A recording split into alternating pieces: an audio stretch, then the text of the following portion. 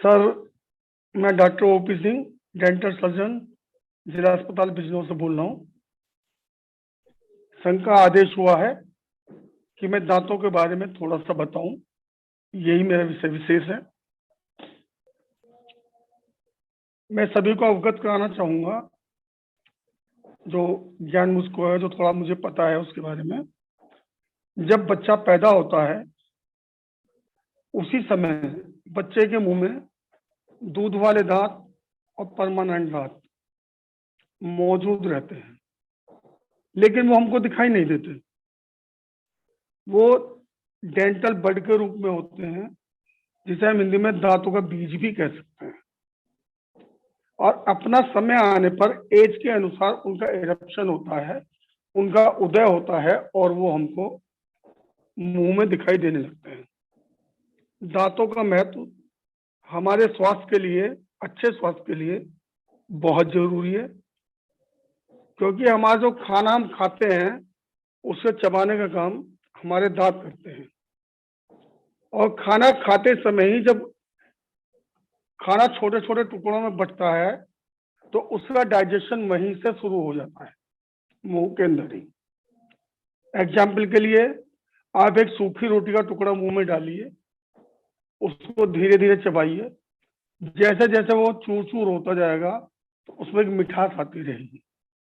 इसका मतलब उसका डाइजेशन वहां से शुरू हो गया। अब प्रश्न यह आता है कि हम अपने दांतों को सुरक्षित कैसे रखें ताकि वो कभी खराब ना हो, और हो तो काफी लंबे समय के बाद हो। उस कड़ी में मैं ये बता चाहूंगा दांत खराब क्यों होते हैं। 3 चीज मिलती हैं, पहला खाना, दूसरा दांत और तीसरा बैक्टीरिया। जब ये 3 चीज एक साथ मिलेंगी तो दांतों में सड़न होगी। अब इन 3 चीज में से एक चीज हटा दीजिए तो दांत में कोई सड़न नहीं होगी। खाना हटा दीजिए, खाना खाए बिना आदमी रह नहीं सकता। बैक्टीरिया हटा दीजिए, बैक्टीरिया 2 प्रकार के होते हैं, अच्छे बैक्टीरिया, खराब बैक्टीरिया। अगर बैक्टीरिया आप हटाते हैं तो सभी बैक्टीरिया हट जाएंगे, तो उसके खाने का डाइजेशन नहीं होगा। अब तीसरा बचा दांत, दांत को भी उखड़वा दीजिए तो दांत में सड़न होगी ही नहीं।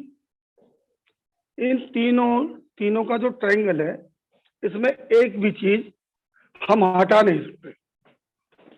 अब प्रश्न ये आता है कि इन तीनों को साथ में लेते हुए हम दांतों को सुरक्षित कैसे रखें। उसका एकमात्र उपाय है दांतों की सफाई पर विशेष ध्यान दें। समय से ब्रश करें, सलाद खाएं, खाने के बाद अच्छी तरह से कुल्ला करें। कहीं खाना फंस रहा है तो ब्रश करके साफ कर लें। ब्रश से भी साफ नहीं हो रहा है तो डेंटल फ्लॉस आती है, उससे साफ कर लें। कुल मिलाकर हमें गंदगी तो हटाना है वहां से, क्योंकि जहां भी गंदगी जमा होगी वहां बैक्टीरिया पनपेगा, और जब भी बैक्टीरिया पनपेगा तो उससे एंडोटॉक्सिन रिलीज होंगे और वो दांत में सड़न पैदा करेंगे। तो मेन उद्देश्य है कि उस गंदगी को ही साफ करना है। गंदगी किस रूप में आती है? जो हम खाना खाते हैं वो थोड़ी बहुत हमारे मसूड़े पे, हमारे दांतों पे चिपकी रह जाती है। जो हम फाइबर वाली चीजें खाते हैं, सब्जियां खाते हैं, भिंडी है, मेथी है, साग है, इस तरह की चीजें, वो हमारे दांतों के बीच फंसी रह जाती हैं। जब एक बार वो फंस जाती हैं तो बार बार फंसने के लिए वो एक प्लेटफॉर्म देती है, बैक्टीरिया के लिए एक जगह बना देती है जिससे बार बार बैक्टीरिया जमता रहता है और गंदगी भी जमा होती रहती है जब प्रॉपर सफाई नहीं होगी। तो एक कंडीशन ऐसी आती है बार बार जमा होने से, वहां दांतों के अंदर बाहर एक हार्ड लेयर जमा हो जाती है, जिसे हम लोग टार्टार भी कहते हैं, प्लेक भी कहते हैं, जो एक पपड़ी नुमा होती है। पहले तो वो बहुत सॉफ्ट होती है, लेकिन धीरे धीरे बहुत हार्ड हो जाती है।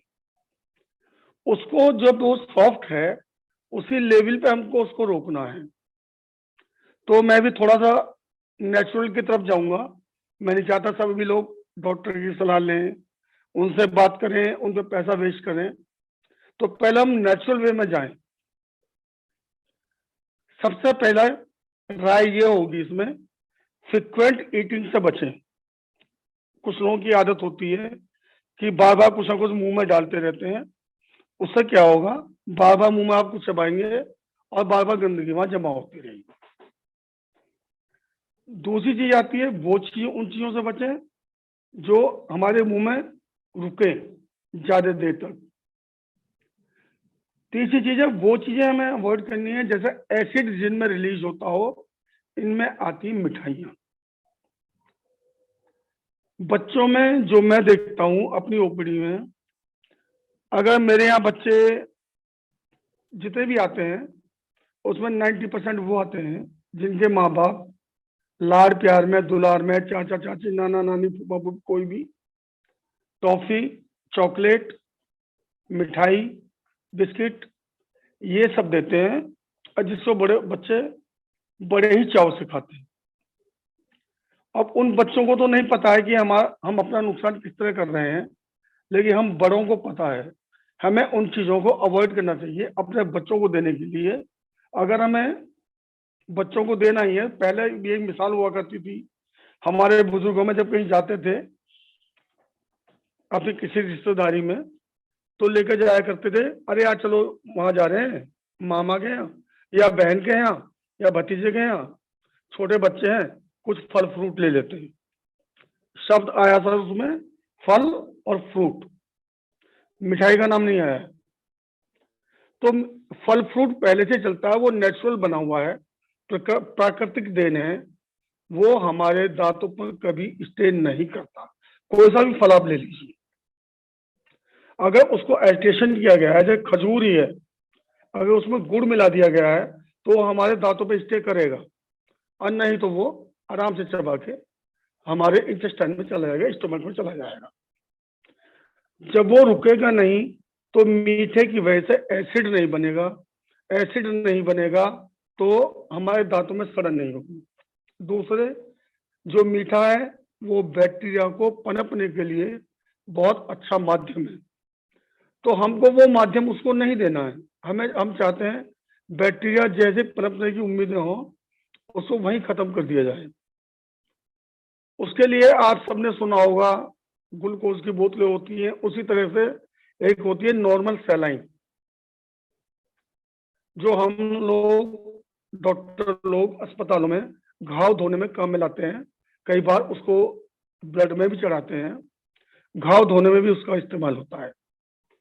क्योंकि जब नमक, बेसिकली वो नमक का पानी है, नॉर्मल सैलाइन तो हम नहीं ला सकते, बहुत महंगा पड़ेगा, तो हम ये कर सकते हैं कि अपने ही घर में पानी, 1 कप पानी गुनगुना करें और उसमें 1 चुटकी नमक डाल लें, उसको घोलें, और जितना हमारा मुंह बर्दाश्त कर सकता है उतने हॉट वाटर से हर खाने के बाद उसका कुल्ला कर लें। तो जो भी हमारा स्वीट प्रोडक्ट्स हैं, जो भी हार्मफुल बैक्टीरिया हैं, सब नष्ट हो जाएंगे। यहाँ तक कि नमक के पानी को, जब आप नमक डालते हैं पानी में तो उसमें सर HCl बनता है, हाइड्रोक्लोरिक एसिड, जो कि वीक एसिड होता है। जब हम पानी में नमक डाल रहे हैं, वैसे तो बहुत स्ट्रॉन्ग भी हो सकता है, तो वो एसिडिक इन नेचर होने के कारण ये वो एसिड है जो हम कई बार अपने टॉयलेट में इस्तेमाल करते हैं। जो तेजाब टॉयलेट में इस्तेमाल करते हैं हम, वो कंसंट्रेटेड हाइड्रोक्लोरिक एसिड होता है। हम जो बता रहे हैं नमक के गर्म पानी से कुल्ला करने के लिए, उसमें काफी वीक हाइड्रोक्लोरिक एसिड होता है, और वो हमारे मुंह की पूरी सफाई कर देता था, उस तरह से जैसे साबुन से कपड़े को धो दिया हो। अगर हर व्यक्ति हर खाने के बाद सफाई करे, फ्रिक्वेंट ईटिंग से बचे, बार बार खाना ना खाए, सलाद खाए, चिपकने वाली चीज ना खाए, तो दांतों को काफी सुरक्षित रखा जा सकता है। इसके बावजूद अगर किसी के दांत में दर्द है, कोई काला निशान दिख रहा है, तो उस स्थिति में डॉक्टर से कंसल्ट करें और जैसा डॉक्टर बताएं उनके दिशा निर्देश के अनुसार अपना इलाज करवाएं। दांतों के लगभग सभी इलाज संभव है। अब जो टेक्नोलॉजी काफी एडवांस हो गई है। सबसे पहले हम नॉर्मल फिलिंग करते हैं, उसके बाद रूट कैनाल करते हैं, उसकी कैप बनाते हैं। अगर ये सारे फेल हो जाते हैं तो दांत को उखाड़कर उसका इम्प्लांट बना देते हैं। इम्प्लांट लगने के बाद वैसे ही काम करेगा दांत जैसे नेचुरल दांत करता है। तो हमें उसकी नौबत ना आए तो सबसे सस्ती दवा है नमक के गर्म पानी से कुल्ला करना।